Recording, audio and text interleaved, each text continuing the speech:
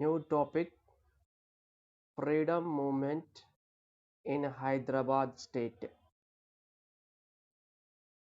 It is about Hyderabad State, how it was in a British period. So we know that India was ruled by the Britishers. During their colonial rule, they divided British India into two divisions. One is British India, which directly ruled by Britishers, and remaining part of India indirectly ruled by the Britishers, that what we call native India or princely states. So under colonial rule, some of the provisions ruled directly by the princes are called princely states. So in princely states, there Britishers appointed residences. One of the officer from British, we call him viceroys. What we call viceroys. Viceroys are appointed in princely states, and they looked the policies of the Britishers to be implemented time to time by the princes of the princely states. So in this way, we see there in princely states near about 562 princely states were there at that time. In that, one princely state was Hyderabad. Hyderabad is a princely state at Deccan Plateau. This is the Hyderabad state. Look at the figure. So what we see here, it seems to be like a total Telangana. So here our Telangana region, somewhat Maharashtra and Karnataka included in this one. That was called a princely state, that is Hyderabad state. Hyderabad state, this was ruled by the Nizam. Let us see that how it was there and how the nationalism developed in Hyderabad state. See, Hyderabad state comprised of people speaking Marathi, Kannada, Telugu, and Deccani Urdu. All these people lived together in Hyderabad state. Today we find some of the words we use in our speaking Telugu language are Urdu words. For example, lemon. Lemon is a Urdu word. It become part of our language. So Marathi, Kannada, Telugu, Deccani, Urdu. These are the languages become the part of our daily communication. Some words of all these languages incorporated into our speaking. So today in this chapter we will look focusing to Telugu language and Urdu. which form Telangana state at present. So let's see that how the nationalism started in Hyderabad state, right? Early years of nationalism. In October 1888, in the state of Hyderabad, state, one small committee of influencing the people circulated handbills and placards for holding a meeting to popularize the activities of Indian National Congress. They were carrying the placards to conduct a meeting of Indian National Congress, through which they wanted to bring an awareness of nationalism among the people of Hyderabad state. So there, Agoranath Chattopadhyaya, Agoranath Chattopadhyaya was the initiator of so in Hyderabad, Agoranath Chattopadhyaya was given the work to initiate, to develop nationalism in Hyderabad. So here the Congress attracted in Hyderabad state a large section of educated classes in Hyderabad. There are many people who received education in Hyderabad.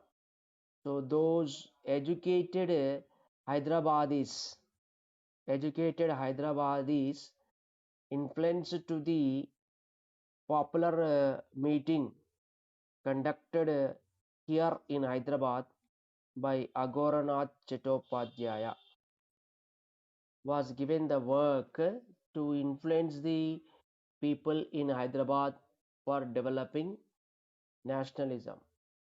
So there, large section of educated people in Hyderabad attracted to the work of Congress.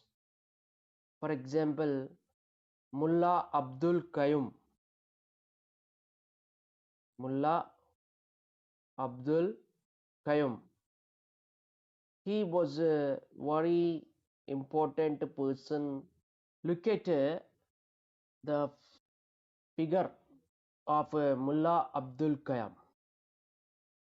He was Mullah Abdul Qayyum.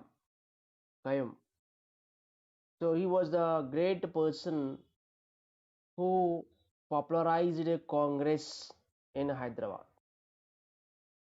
He attended the Congress meetings and requested to the Muslims to actively participate in the meetings of the Congress.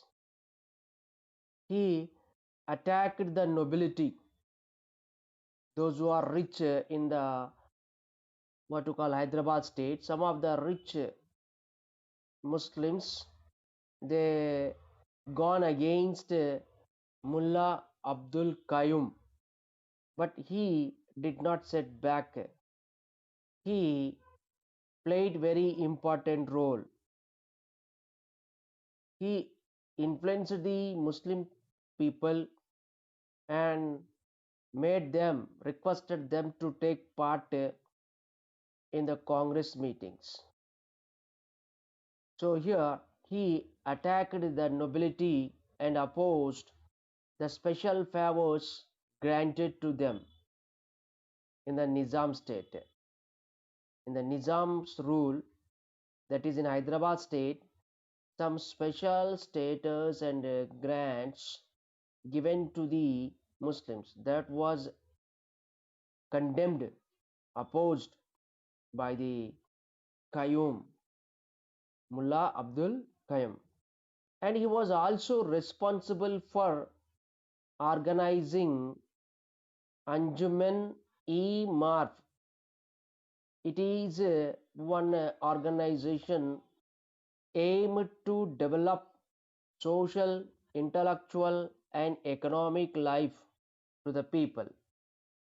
It is a Urdu word. Look at here. Anjuman A Marfi. Anjuman A Marf. This is one organization, and this organization aimed to develop social and intellectual, means developing the intellectual things in the people and improving the economic life of the people. For this, their one organization was established under Abdul Qayyum, that is Anjuman A Marfi. And here, economic life, various newspapers were published here. They are from the state of Nizam. Various newspapers were published, and they indicated nationalistic feelings. For example, Hyderabad Telegraph. It is a newspaper. Hyderabad Telegraph. Then Deccan Standard. Deccan Standard. It is also one newspaper during the Nizam's rule. Okay. Then Muslim E Shafik. Muslim E Shafik. Instant. This is also one newspaper published during the Nizam's period. What that? Hyderabad Telegraph, Deccan Standard, and Muslim E Shafik. This is. So all these newspapers advocated the ideology of nationalism. Organization which Anjuman A Maf and the newspapers like Hyderabad Telegraph, Deccan Standard, Muslim E Shafik. These are the newspapers advocated nationalistic feelings and also implemented certain reforms to bring unity among the people of Hyderabad state. So for all these newspapers had an activity of advocating ideology of nationalism and reforms. Many of these newspapers supported nationalistic feelings, and some of the missionaries like Reverend Gilder, who was a pope, Reverend Gilder of Chadarghat Methodist Episcopal Church, he also supported the Congress. It is a Christian missionary where Christianity was spreading into the Hyderabad state. So there at Chadargarh in Hyderabad, today in Hyderabad district, we have Chadarghat near to the what to call this, after crossing the Imdiban, we will find this Chadarghat going to the Dilsuk Nagar. So at Chadarghat, there is a Methodist church, Episcopal church, which advocates the Christianity. So it's a pastor, that is what you call Pope, what we call Reverend Gilder. He also supported the Congress. So in that way, the Congress have gained roots in Hyderabad. So Congress is a party working in the North India. It extended to southern India to develop unity among the Indians, right? So first it got its root in Hyderabad state by Reverend Gilder, who given support to Congress. So Congress had gained roots in Hyderabad and served a very important channel in building nationalism among the people. It became very important channel in awakening the people on the questions of independence. It made the people to question, do they have independence, right? And economic development and forms of government with representative institutions. Many of the people, after the popular work by Congress, people started questioning to the authorities that do they find independence, whether there would be economic development for them, and they started questioning to them that what kind of government is there. So here this is very important channel, Congress working in Hyderabad.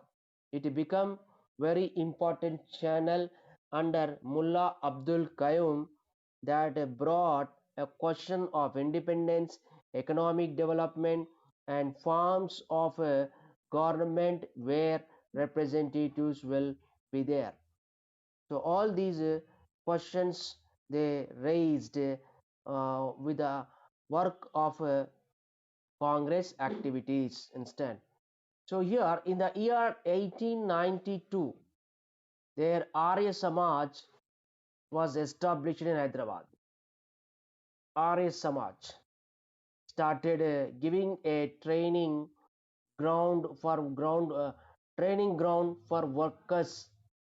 That means those who are coming to Arya Samaj, they got a training for constructive activities to help the what people in building socio-religious awareness.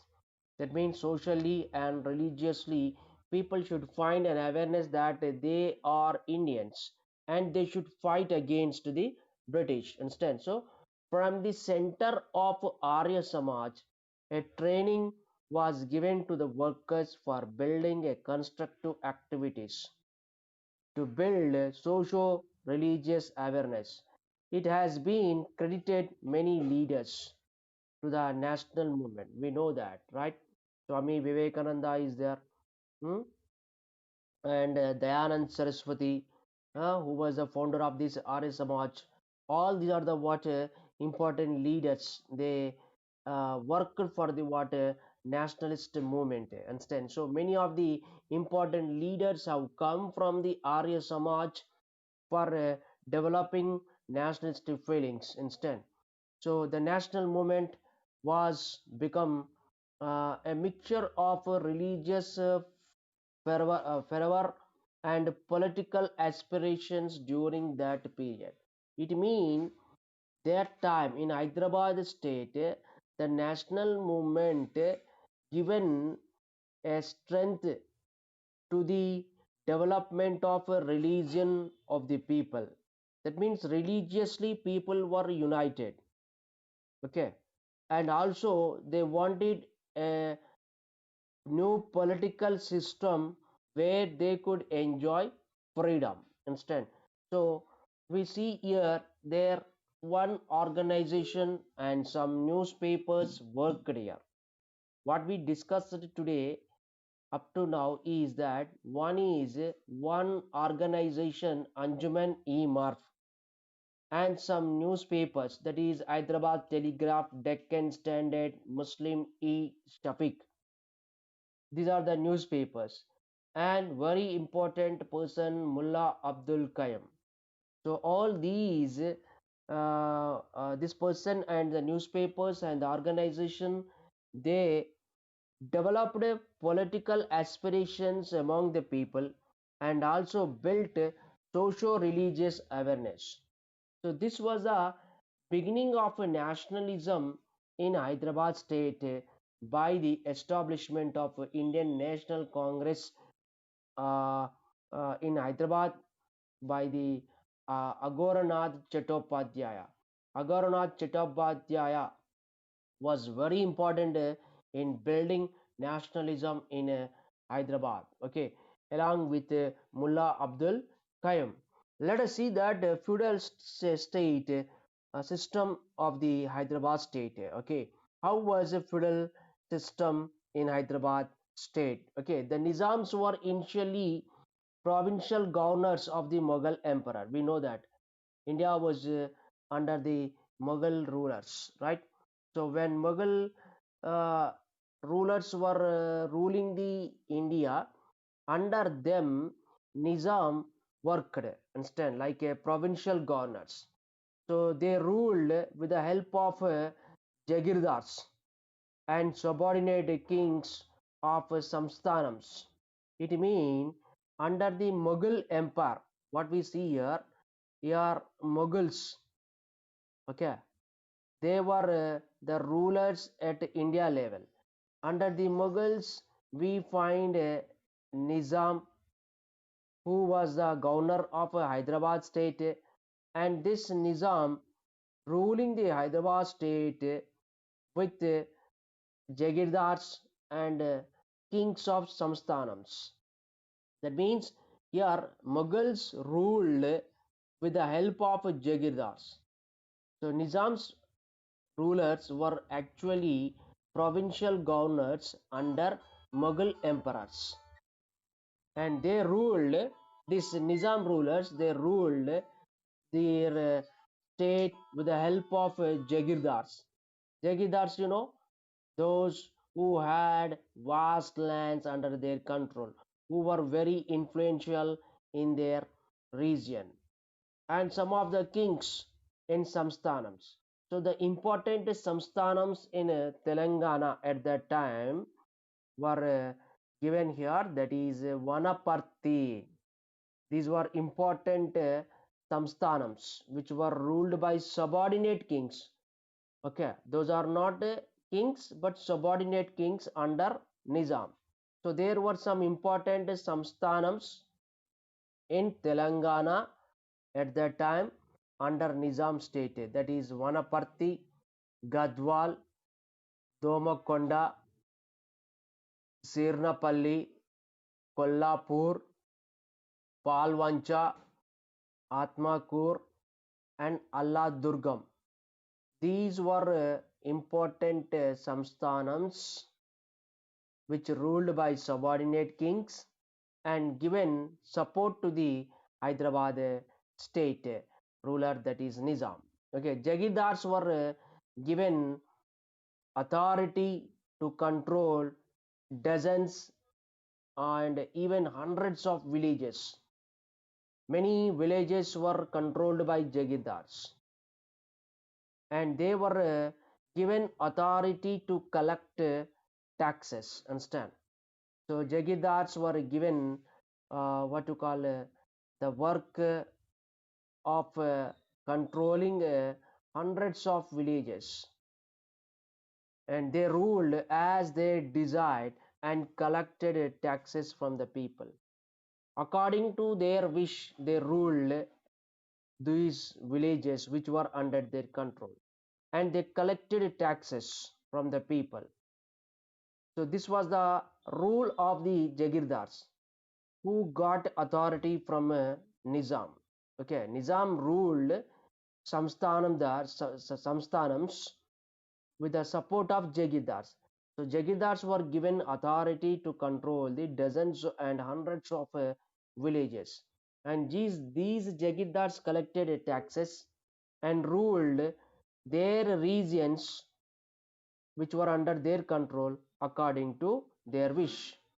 The rest of the kingdom was ruled directly by the Nizam.